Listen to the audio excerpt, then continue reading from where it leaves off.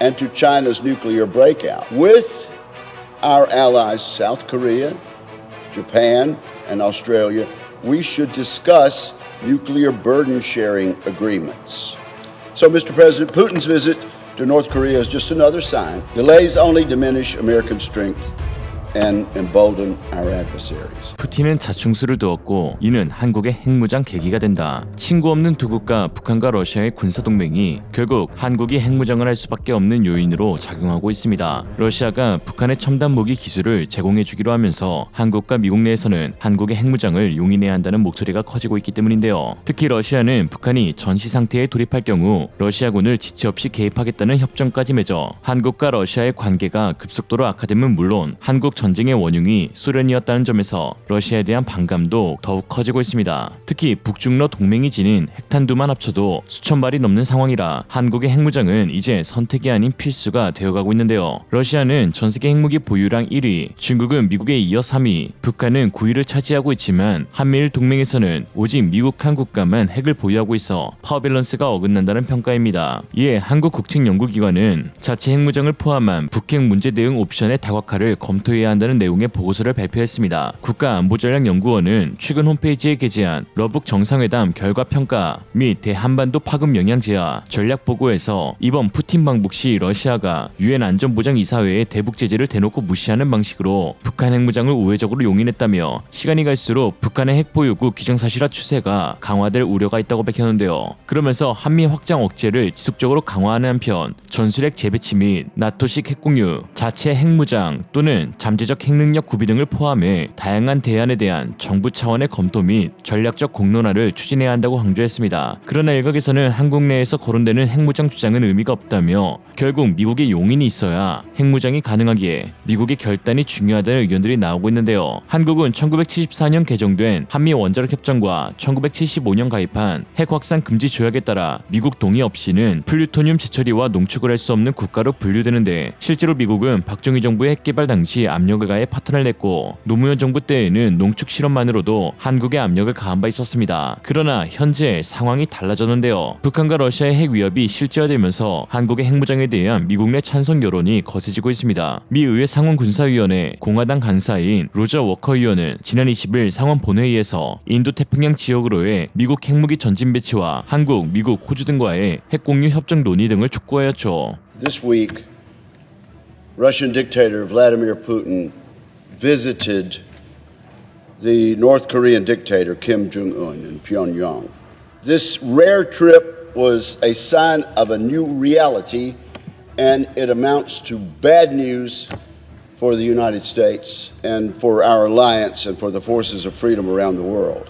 Vladimir Putin's visit to Kim Jong-un was more than just a ceremony. Two autocrats signed a defense pact between North Korea and Russia, agreeing to help each other militarily, to the budding North Korea-Russia relationship, and to China's nuclear breakout. In my plan, I recommend serious conversations with our allies and partners, conversations about how to meet the threats we share. With our allies, South Korea, Japan, and Australia, we should discuss nuclear burden sharing agreements. So, Mr. President, Putin's visit to North Korea is just another sign that we have no time to waste. The axis has already started solidifying, as I pointed out. Delays only diminish American strength and embolden our adversaries.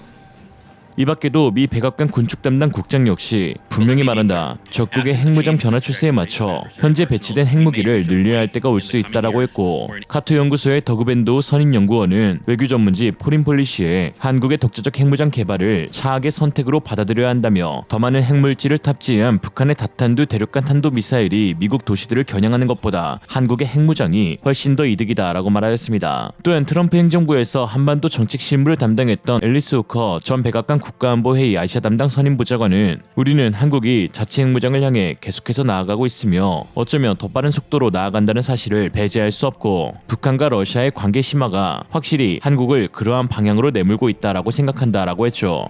이처럼 미국 정계, 학계의 달라진 시각은 러시아가 비핵국 우크라이나를 침공했듯 북한이 비핵국 한국을 상대로 무력 도발을 벌일 수 있다는 위기감이 내돌고 있기 때문인데요. 우크라이나가 핵보유국 지위를 포기하면서 동시에 러시아에 대한 억지력이 약해졌고 이에 침공의 빌미가 되었다는 분석 때문입니다. 1994년 12월 5일 헝가리 부다페스트에서 열린 안전보장회의에서 176개의 핵미사일과 1800여 개의 핵탄두를 보유해 세계 3위의 핵전력을 자랑했던 우크라이나는 미국 주도하의 설득에 따라 핵 확산 금지 조약에 가입하게 되면서 결국 모든 핵무기를 포기하게 되었습니다. 우크라이나는 핵무기를 포기하는 대가로 주권과 안보, 영토적 통합성을 보장받는다는 각서를 받았지만 2022년 러시아가 우크라이나를 전면적으로 침공함에 따라 해당 각서는 휴지 조각으로 전락해버렸죠. 미국 빌 클린턴 전 대통령은 자신의 재임 시절 우크라이나의 핵무기를 포기하도록 설득한 데에 대해 후회감을 표시하기도 했는데요. 그는 우크라이나가 계속 핵무기를 가지고 있었다면 러시아가 이 같은 어리석고 위험한 일을 하지 못했을 것이라고 말하였는데 현재 러시아의 길을 그대로 걷고 있는 북한이 러시아와의 협력하에 온전한 핵기술을 보유하게 된다면 한국이 제2의 우크라이나가 되지 말란 법이 없습니다. 결국 미국이 안보를 보장하겠다는 한국과의 핵우산 안보협정은 또다시 휴지 조각이 될 수 있다는 것이죠. 결국 핵을 억제할 수 있는 것은 핵뿐이니까요. 일각에서는 러시아가 북한과의 관계 우위를 점하기 위해 절대 핵기술을 이전하지 않을 것이라는 분석도 내놓고 있지만 현재 포탄조차 구하지 못해 북한의 손 벌리는 벼랑끝 푸틴의 상황을 보면 남아있는 카드는 오직 핵뿐인지라 핵기술을 포함한 ICBM 관련 기술을 제공할 가능성도 배제할 수 없습니다. 특히나 이번 방북을 통해서 둘 사이의 관계는 매우 돈독해졌다는 평가인데요. 북한 공영방송은 이를 자랑이라도 하듯 경애하는 김정은 동지께서 푸틴 동지와 금수산 영빈 정원구역에서 시간을 함께 보내시며 친교를 두터이 하였다라고 보도하였고 푸틴과 김정은은 귀국 비행장에서 서로 손을 흔들며 눈시울을 붉히기도 했습니다.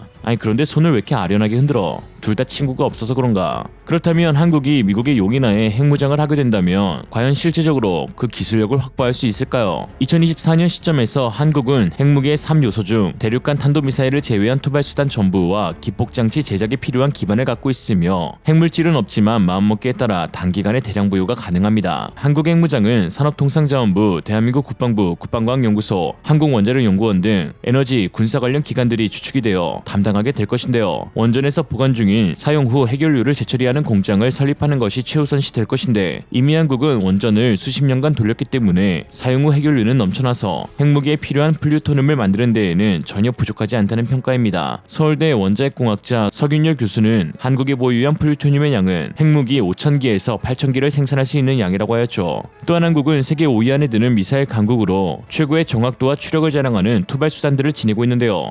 현무 미사일의 경우 핵탄두를 장착할 수 있는 개량 작업이 이루어질 것으로 보이며 이외에도 핵무기의 장거리 투사를 위한 중거리 탄도미사일, 잠수함 발사 탄도미사일 등의 투발수단은 이미 확보한 상태입니다. 대한민국은 VLS를 갖춘 3,000톤급 디젤 잠수함 도산 안창호급 잠수함을 보유하고 있고 SLBM 개발에도 성공했으며 차후 원자력 잠수함 건조까지 계획하기 때문에 SLBM을 통한 핵무기 투사는 충분히 한국의 능력으로도 실현 가능한 일이죠. 운반체인 탄도미사일도 2022년 2월 신형 현무4 탄도미사일의 개발로 500km의 사거리에 탄두 중량 4톤급의 미사일이 개발되었고 2021년도에 개발한 고위력 현무 탄도미사일 즉 현무5의 경우 현 시점 8톤 탄두 중량에 11톤을 상회하는 폭발력을 탄두 중량 9톤에 14톤의 폭발력까지 끌어올리는 성능 개량이 현재 진행 중입니다. 특히 현무5의 경우 총 중량이 36톤이 넘기에 탄두 중량을 낮출 경우 미니트맨급의 사정거리도 나올 것으로 보여 사실상 대륙간 탄도미사일 ICBM이라고 불릴 만큼 충분한 성능을 보이죠.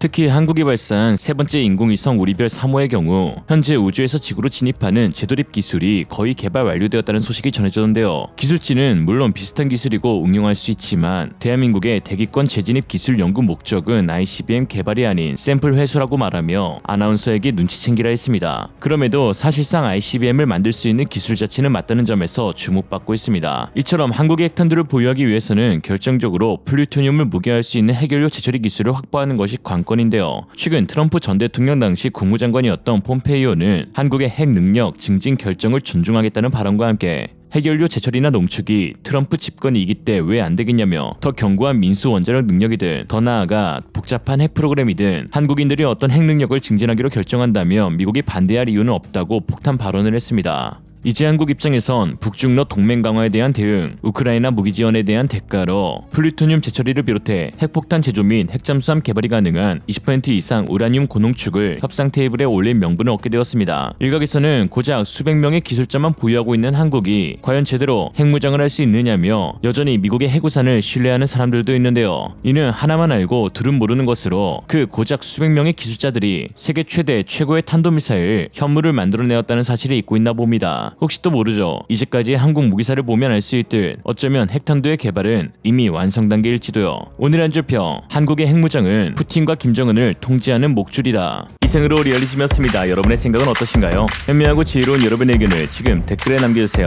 감사합니다.